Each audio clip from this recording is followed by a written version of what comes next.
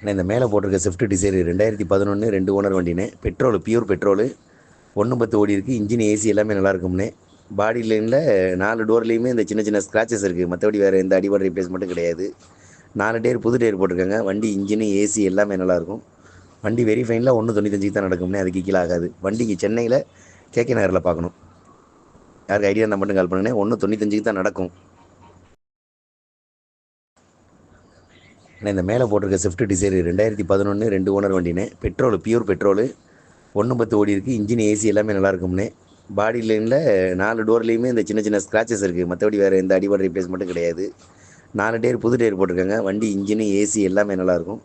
வண்டி வெரி ஃபைனில் 1.95 தான் நடக்கும்னே. அதுக்கு கீழே ஆகாது. வண்டிக்கு சென்னையில் கேகே நகரில் பார்க்கணும்.